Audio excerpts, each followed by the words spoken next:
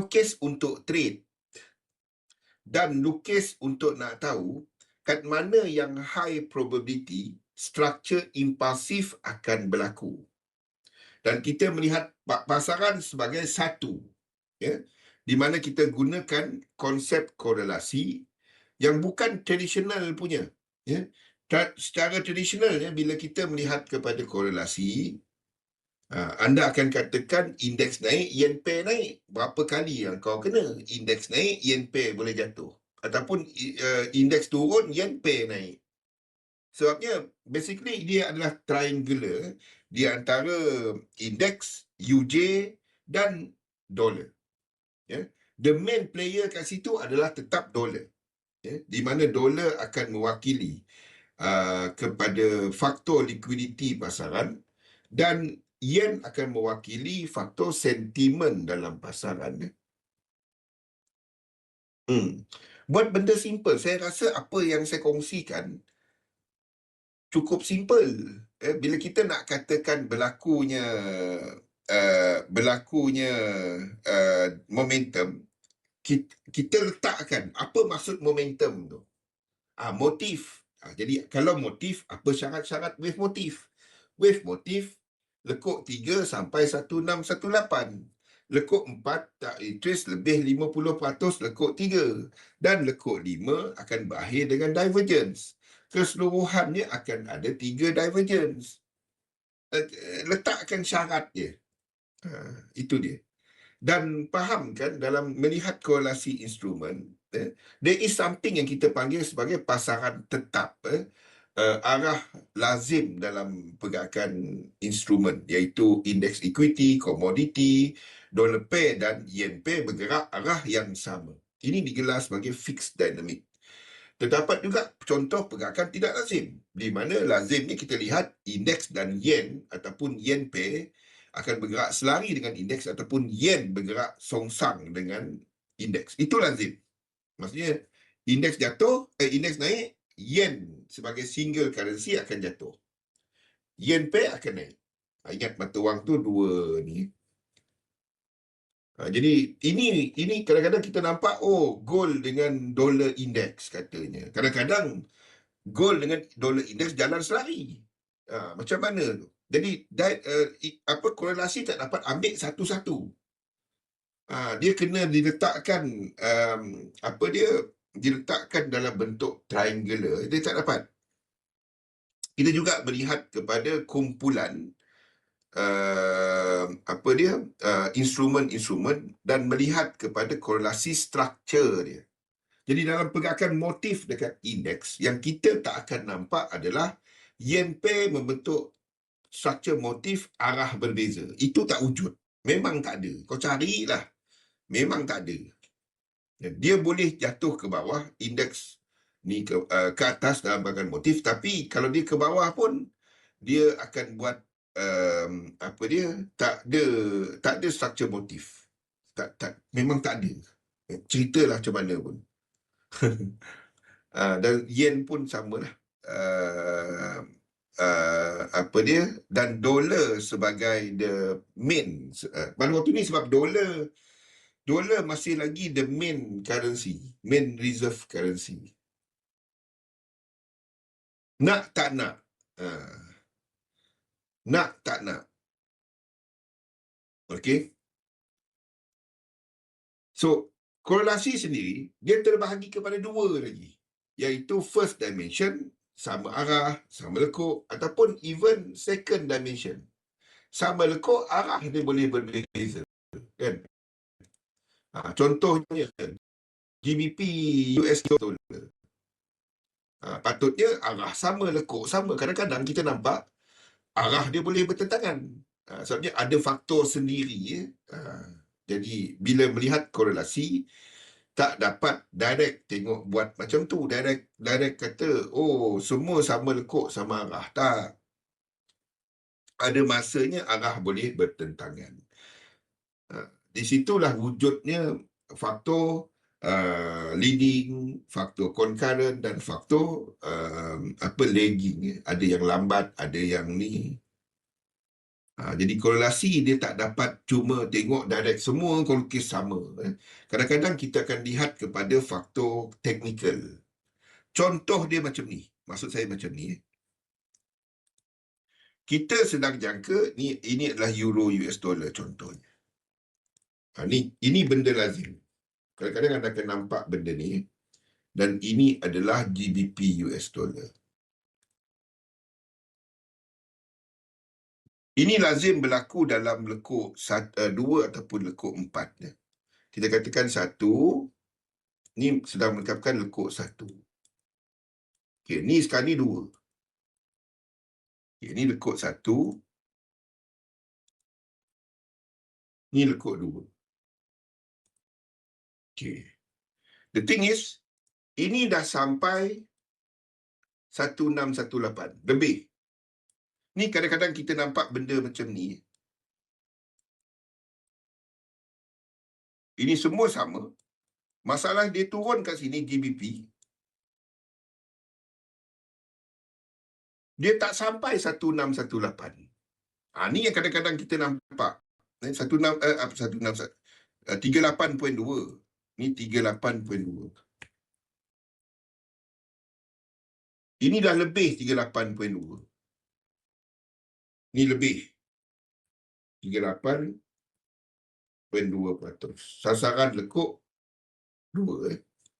Jadi, ini yang kadang-kadang kita nampak dia buat macam ni. Ni naik. Sini naik.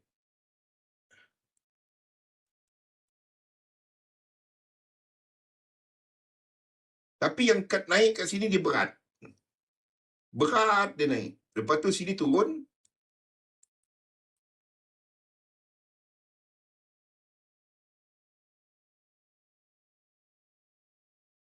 Okey. Sini turun.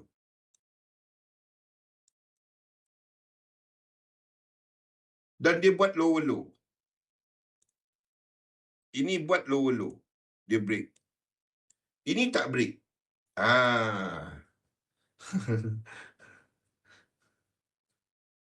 Barulah lepas tu dia pecut kat sini. Barulah dia pecut kat sini. Ni yang kadang-kadang kita nampak.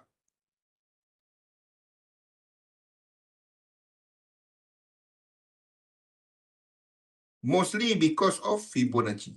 Mostly of Fibonacci target. Satu dalam entry, kita akan filter ataupun lekuk B sama, 2 ataupun B. Dia punya ni adalah 38.2. Kalau dia adalah lekuk 4 ataupun X, 23.6. Ini punca dia. Tu jadi, sebab itu kita ada second dimension. Jadi, satu aras Fibonacci, yang kedua adalah jumlah lekuk. Jumlah lekuk. Itu adalah Fibonacci target. Sebab itu, saya duk ulang-ulang. Kalau lekuk 2, apa target dia? Kalau lekuk 4, apa target dia? Jadi, kita gunakan Fibonacci sebagai zon rintangan ataupun zon sokongan. Dan juga mengenal pasti paras momentum. Bila kita kata momentum, 1618. Bila kita sedang melihat benda yang sedang membuat impulsif, benda yang trend, kita akan sentiasa lanjut. Jangan jangka hujung trend. Kita boleh kata 3 Fibonacci, 3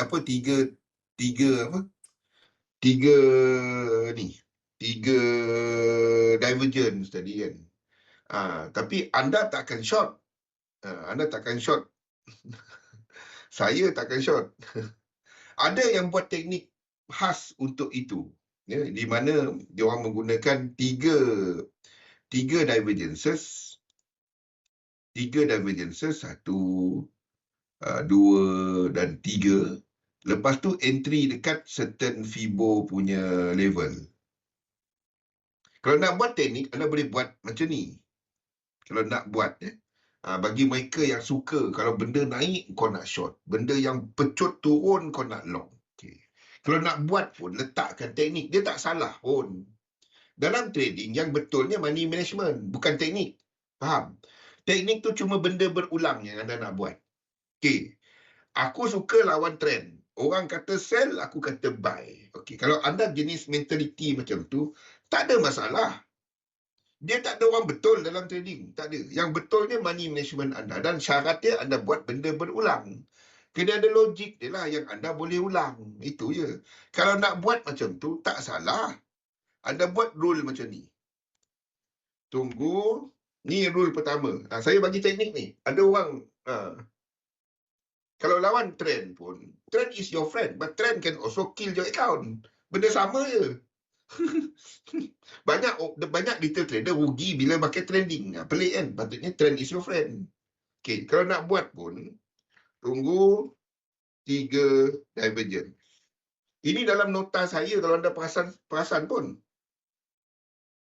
Kalau nak buat lawan trend, buat macam ni. 2. Identify one of 3 with 5 target. Faham tak ni? Wave 5 kan ada 3 cara target dia. Pertama, wave 5 sama dengan wave 1. Itu yang kedua, yang pertama. Yang kedua, 123.6. Faham kan? Wave 4. Dan 61.800.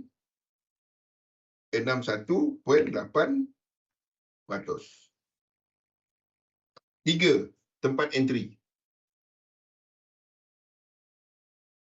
Itu teknik dia. Kalau nak lawan trend bila market tengah pecut macam tu.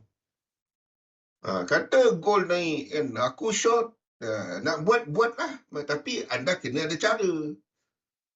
Yang betul dia money management. Bukannya teknik.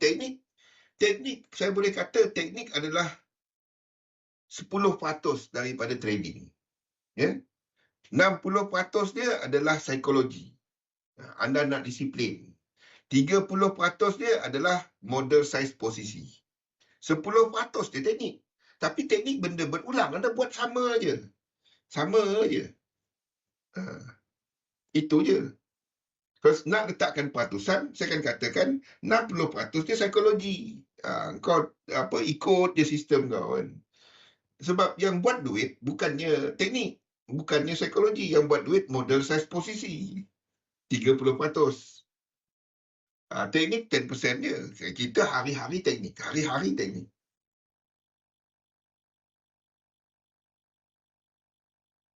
Pump and dump.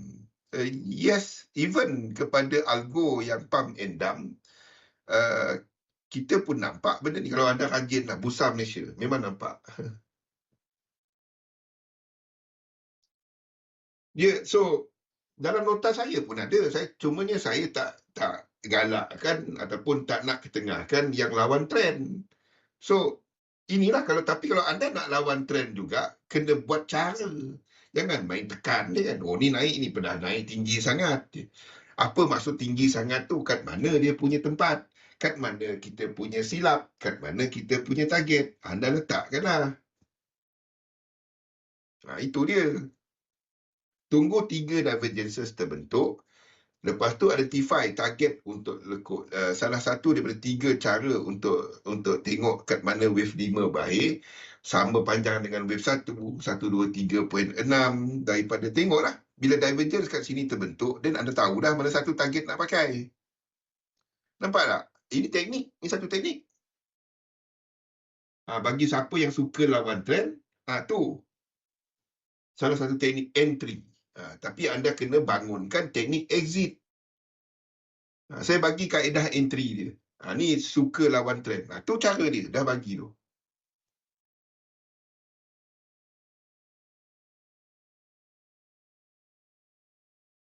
Itu salah satu dua cara dia lah. Teknik senangnya nak buat teknik. Simple je. Tak ada ni. Sebab seperti saya katakan,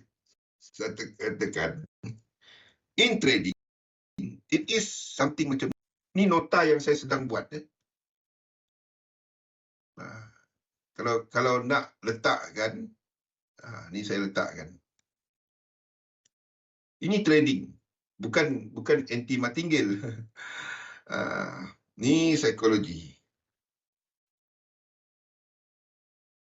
Psikologi 60%. Ini adalah model size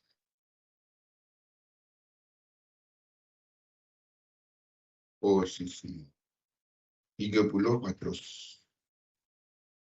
Dan teknik.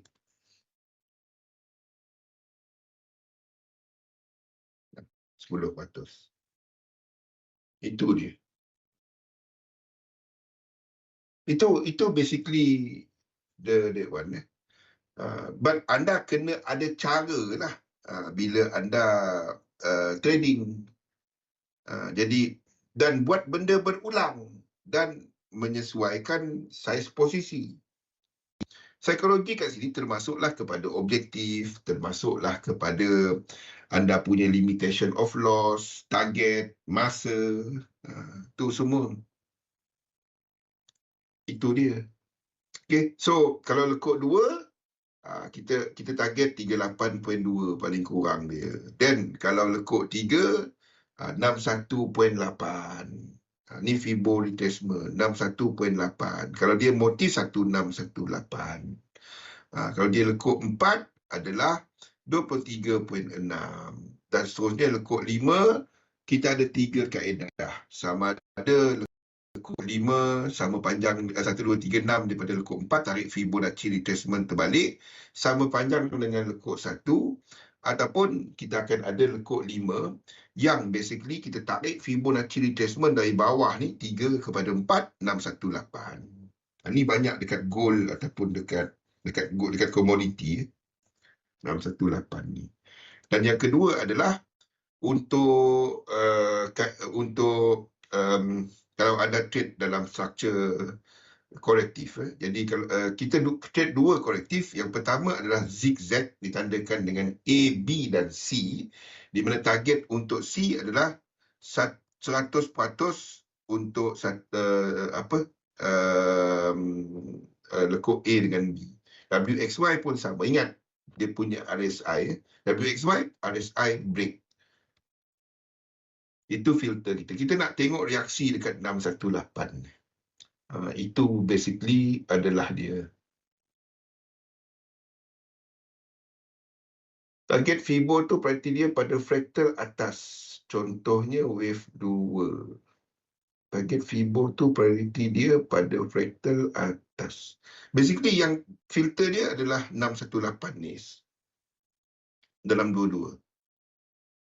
Kalau dia adalah ABC, 618 ni kena ada reaksi. Itu sebenarnya filter utama kita. Filter utama kita. Anda banyak kali tengok di sinilah berlakunya dia kita kena bye-bye. Kena bye-bye. Dia kena bye-bye, dia kena sampai 618.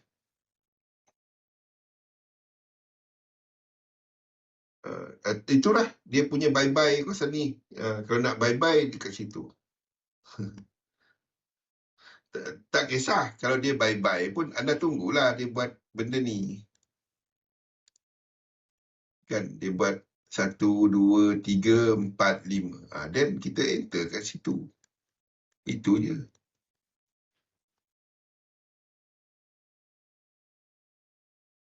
Itu je. Alright. Yang penting anda tahu kat mana lekuk mana nak entry. Bukan semua lekuk boleh entry. Tak boleh.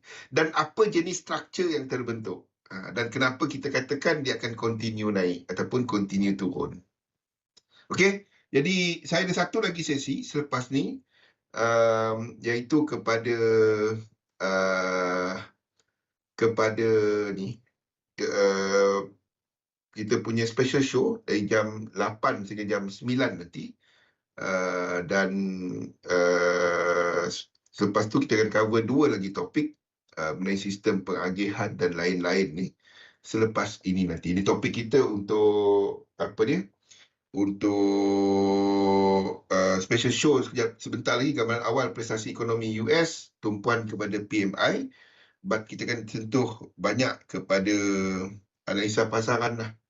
Okey, jadi kita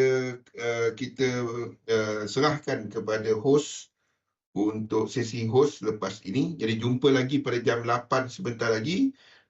Terima kasih semua. Assalamualaikum warahmatullahi wabarakatuh. Jumpa lagi.